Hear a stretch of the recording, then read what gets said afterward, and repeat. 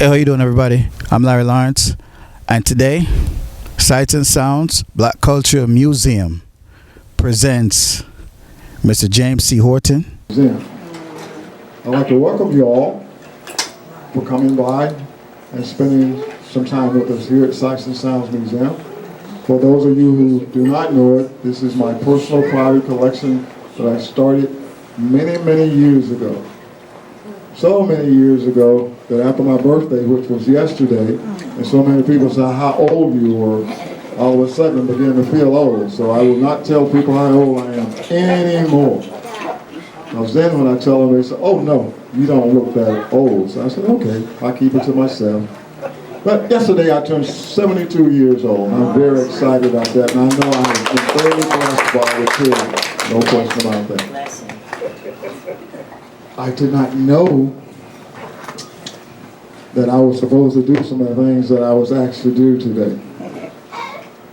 But I'm to be the one who to do the interview, I found out, and also to introduce two very special people. One that I talk about every day in this museum. I'm sure sometimes my ears are burning at home, because I'm always walking back here and I'll say Harriet Tubman, and the next thing after I say Harriet Tubman, this picture pops up in my hand. Oh, Do you remember that one? And then I started talking about 6 years ago at Greenbrier Mall when I was first introduced to her. And from that time to this day, Miss Daniels' name is mentioned every day.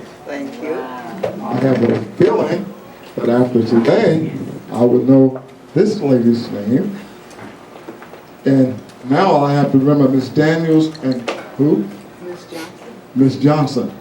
Oh, I'm glad it's Pauline very Copes Johnson and Geraldine Copes Daniels, sisters. Okay. Now, Miss Daniels, would you please walk up here for a few minutes? Yes, sir. I don't know how she thought that she was going to get away with this. One of the reasons that I know Miss Daniels, now Miss Johnson, is because this Miss Daniels, and she and I met, 6 years ago at Greenbrier Mall, and she came in, and I wasn't too interested in her, but when I saw this lady, I started bowing down and with her. Would you please introduce them for me, please? Okay, I have the great privilege to introduce to you all two great-great-grandnieces to Harriet Tubman. And to my left is Geraldine Copes Daniels, and to my right is my aunt, Pauline Copes Johnson. Both of them are sisters, and we are related to Harriet Tubman. We are great family members. I am a great, I'm 3 greats. We have different generations here. My son is 4 greats. My granddaughter's 5 greats. And then we have a whole slew of more family members coming in for this special occasion. And this is my nephew, Darnell, and his wife, Demetria, as well as we have my son, Ronald Franklin Nash, and then my grandson, Kaylin, and Mia, and Kiera. They've come from Colorado Springs. We're having our family reunion all this weekend, and I mean, it actually was all week, and tomorrow is our dinner dance buffet banquet at the Hilton Marietta Conference Center. It's not a buffet. And so, I didn't mean buffet. I meant to say that it was a banquet. Sorry, we'll get that right. So we are being photographed, and we're doing a documentary. So if anyone wants to donate to our document and be noted on as a donor, that's something that you all can do as well, because the documentary is going to feature the two great nieces who are going to answer questions that have never been answered before. Number one, they're going to talk about the $20 bill and what their thoughts are, and then it being switched, the dates changing because of our current president. And then there's some other things that's going to be answered, some of her quotes maybe, And then they're going to talk about some of the things that they have done together as sisters. One in general is going to Ghana. They've gone there and have been able to explore some of those areas. So right now, they're going to be able to answer questions if anyone has them, but some of them they might hold off for it to be in the documentary, but it is forthcoming. Please give her a hand.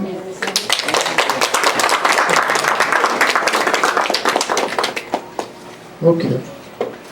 First of all, I want to thank everyone once again who decided to come over and participate in this and meet these very, very, I say, special people. I got to start off first with Miss Daniels. Did you miss me? Yeah. Of course. Okay. I think so. Is there anything special you like to share with the group that's here today? Anything special? Well, this is good to be here and be able to see people. Some people were here before when I was here, and some just came. And I'm so glad to be out here with all of you. And I just keep going. That's what my Aunt Harriet said, so that's what I'm trying to do. See, I'm not one to be a good interviewer because she just said something that I always talk about. My Aunt Harriet, she said you just keep going. But I explained to people how she was able to get them to keep going, so I better keep that to myself, right? No. When they come through, and I say to them, her real name when she was born was not Harriet Tubman. And everyone looked at me, why? Her name was not Harriet Tubman. I say because they was looking for some gal they call Araminta Ross. And they go like, who is that? Araminta? I said, yes. I said, Araminta was Miss Harriet Tubman. Am I right or wrong? Oh yes, she was a beautiful person, but she changed her name because she needed to. The bounty on her was $40,000, but they never caught her. That's exactly right. And then the questions get to me, now, how was she able to take all those people and no one never turned around, no one was lost, and I smiled and I said, hold on 1 minute.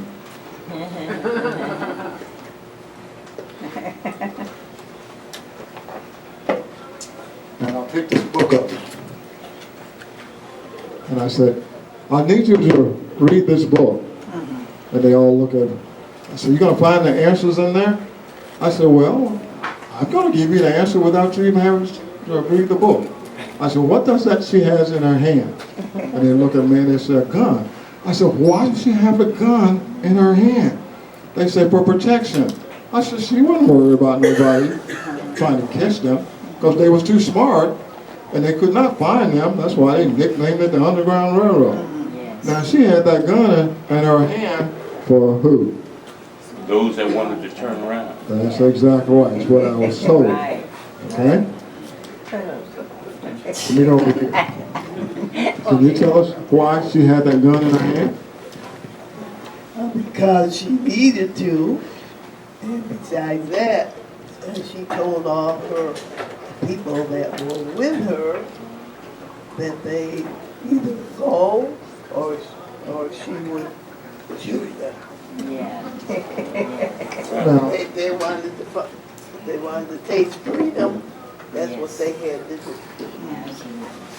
give her a big hand.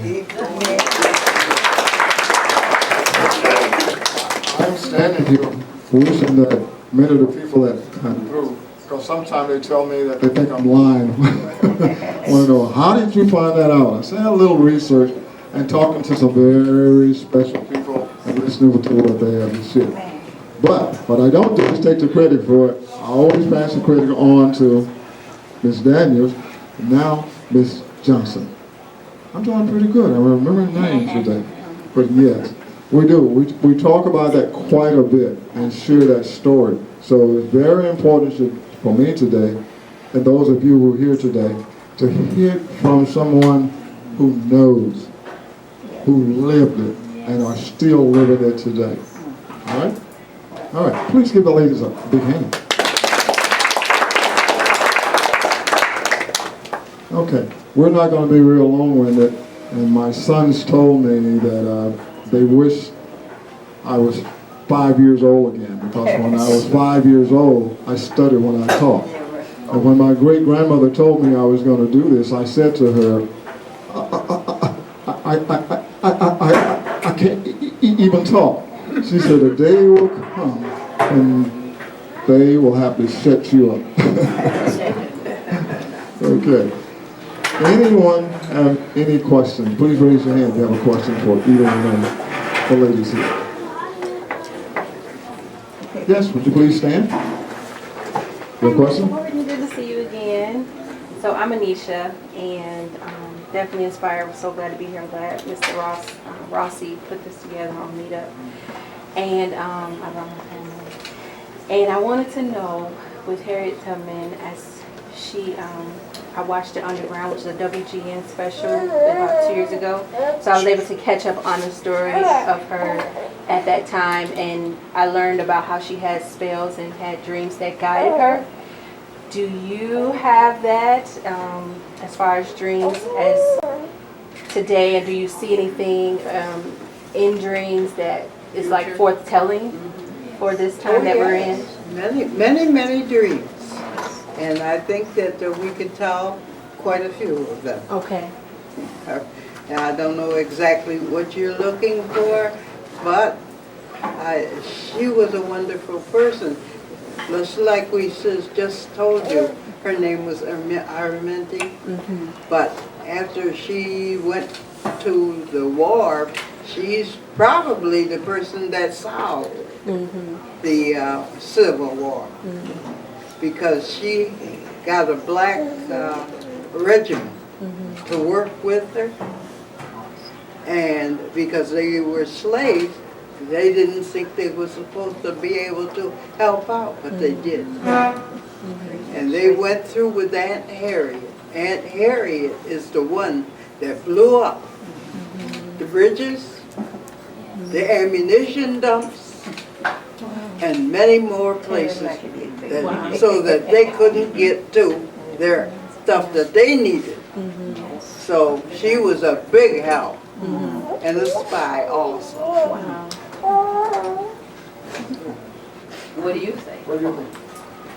Well, I understand that Aunt Harriet was a leader, a spy, a scout, a nurse, and she was enlisted into the Civil War at Beaufort, South Carolina, or Beaufort, whichever way you want to pronounce it. And she was very helpful in taking care of the soldiers, and that meant that she had to take care of white soldiers and black soldiers. And I prefer to be saying a Negro and not black, because I don't see anybody black around at all. I only saw black people when I went to Africa, to Ghana, and they were black because they were out in the sun so much, and they were doing their whatever they had to do, their jobs and stuff, and that the sun just like baked them. But they were very nice people, and Africa is beautiful. Yes. And I met the first female chief. Her name was Nana Spotima, and she had a picture, or a statue rather, of Aunt Harriet with children around, made, and she had pictures of, they showed it, the statue on her grounds, and she named a road after Aunt Harriet.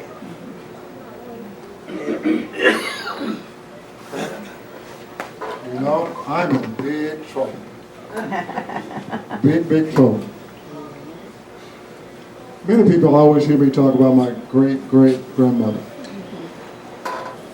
She sounds so much and telling me so many things that only my great-great-grandmother told me. Almost want to put down this mic and do the hustle. Yes. Another question? Yes. That's my mother. I just want to let everybody know that she is partially deaf, so you have to speak up so she can hear what the question is. Okay, did you hear that? Okay. She said, I heard that.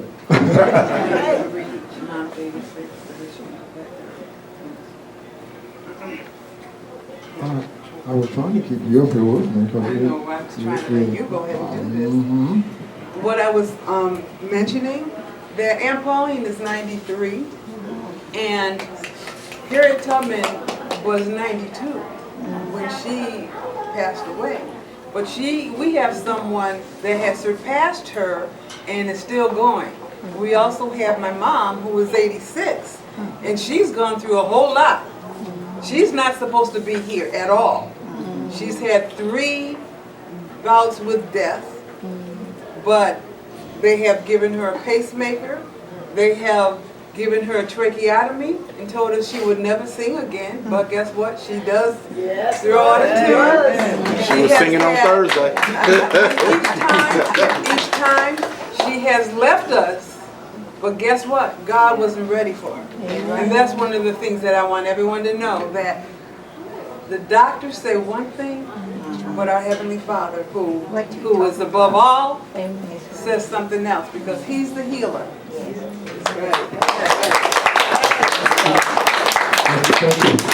Now you told me something I did not know, so I'm trying to figure out how to make one of these tunes.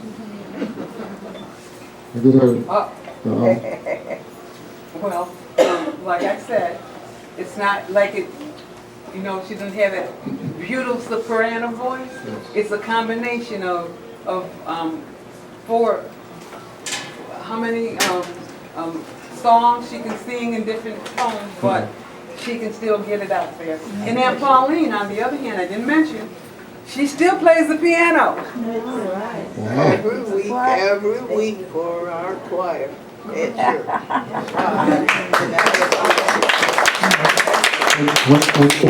When you come back, I'm going to make sure I roll a piano out here that's in the back. Okay. And that piano has just been given to me. Yes, it is so amazing what's happening here today. Now, I would try to sing with you, but I can't sing at all. You want to give us a little tune? We're going to hear that. I have been playing the piano for over 65 years at our church. 65 years? Yes, or more. Amazing. I got to go back to something. I have to. Something that she said.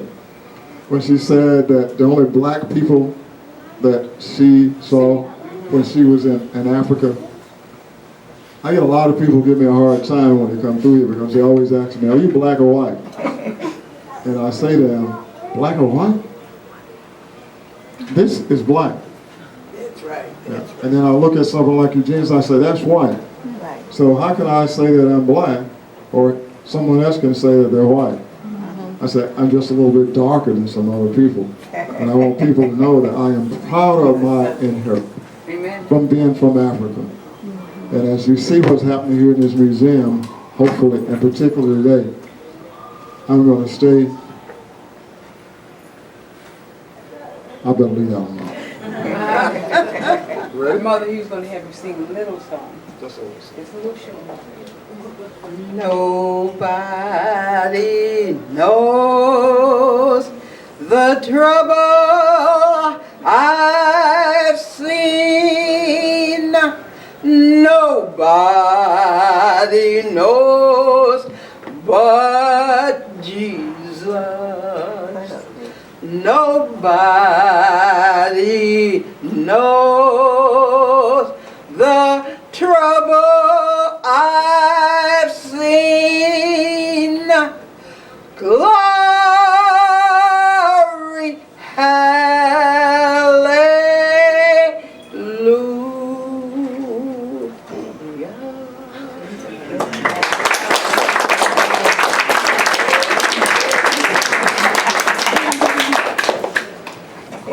Of course I had to come back and say something.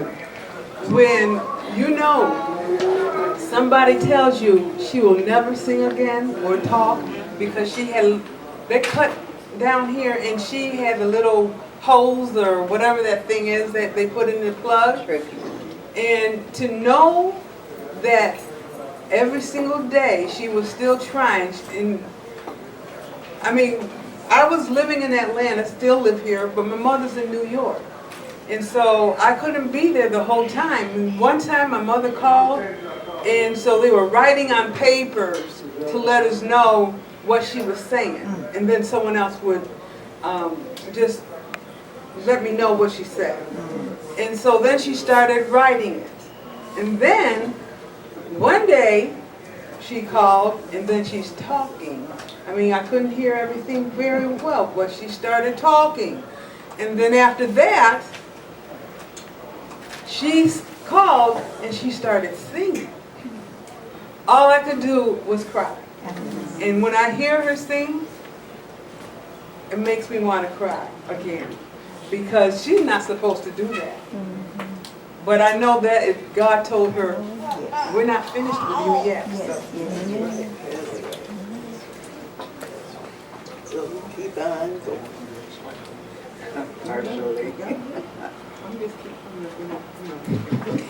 Okay. All right. Special day, Sights and Sounds Museum, one that I will never forget. Taking me back. You got anything else that you would like to? Wait. I saw someone else raise their hand for a question before. Does someone else have? Yes. Can you speak a little bit about some of the legacies within your family of your prolific great aunt? Just too great for her. Too great. Because I mean, you got several people here. How has that played out since then? It's our great grand. Okay. I thought my sister was going to answer that. She might not have heard it, Mom. Go ahead. I didn't hear a good one, but I heard it say great. Yeah, which one? No, She did. But What is the legacy? I'm looking at this book How we're continuing this book. by Ann Well, Petrie. we are continuing to do her work. And we've been going to city.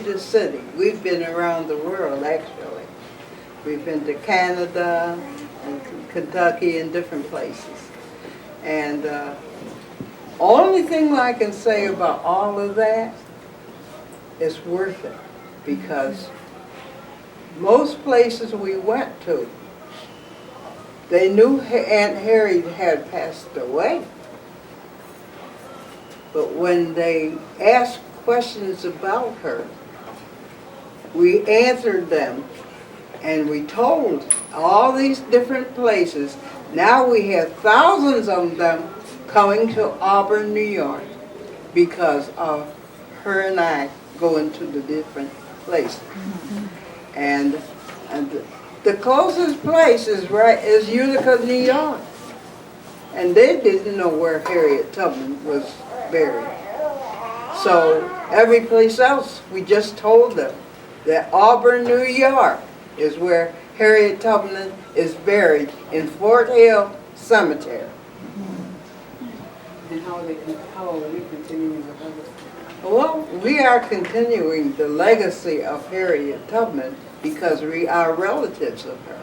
And so we go places, and we're here in Atlanta because We want other people to know and understand about Harriet Tubman. The school is here. Rita Daniels has a Harriet Tubman Learning Center here. And she would like for everybody to come by and talk to her. You know I'm telling you to come back after the learning center. Come back on. I see that you have this by Ann Petrie, but the best author for Ann Harriet is Earl Conrad, and he and Anne Bradford were Auburn authors, and Harriet lived in Auburn for over 50 years. And she's buried, of course, in Fort Hill Cemetery, which is right across the street from my house. And but it's behind the fence. And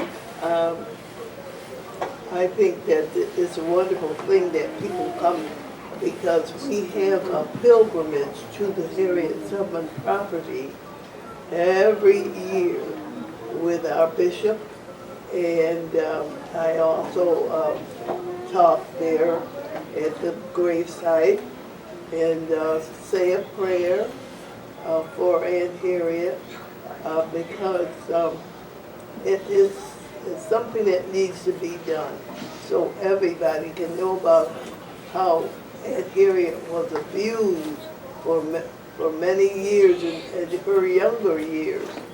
And I think it's a terrible thing. I don't know how she stood it, but she did. And she came through with, I'll tell you, Flying color. She came through with flying colors, yeah. I swear. Okay, so I'm just going to let you know that we have continued her legacy, and I have started the Harriet Tubman Learning Center. And it's for underserved and underprivileged children, because we know that when Aunt Harriet, when she passed away, she wasn't given that opportunity to learn how to read or write or anything like that. So when she signed her name, it was an X. But now we can continue that legacy by teaching these young children. We have a robotics program. We teach them STEM. We mentor, we tutor. We're trying to bring our young kids up to a higher level than where they are now. Too many of our kids are failing. And a lot of times, I have to say it, but it's the parents who are allowing it to happen. If the parents don't seek out and get their kids into something higher than what they're, if they're reading below grade level, then they need to get them some extra help. Because we're falling behind, and our young parents and so forth are allowing our children to not excel. We have a lot of graduates in our family. We have master's degree. We have people who come in and work with the children. My cousin Karen over there, she is helping with the school. She comes in and she sees the need. We have children that are ADHD, but that's not a reason where they can't excel. But we give them a robot and give them some wires and so forth. They can put those wires together.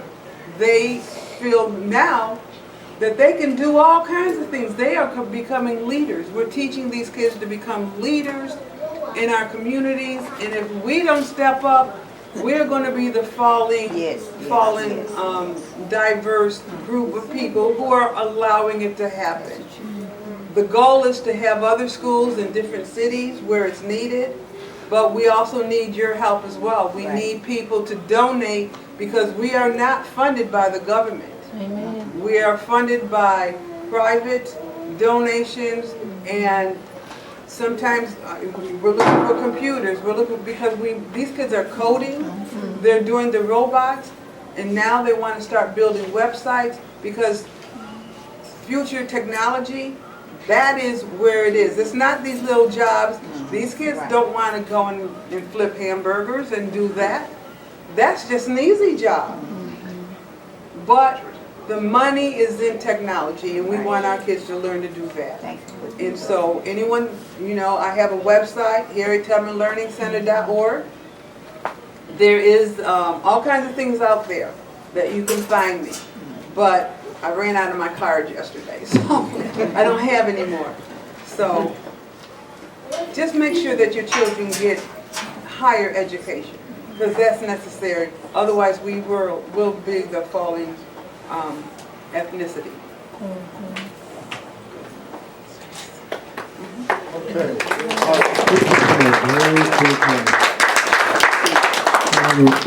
I want to thank you for spending some time with us here at Sights and Sound Museum today. And we got another surprise for you. Someone wants to salute you through music. Amen. Yes.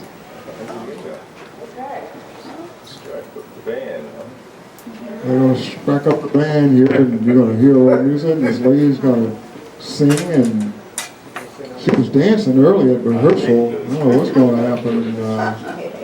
That's all right. Yes, yes, yes.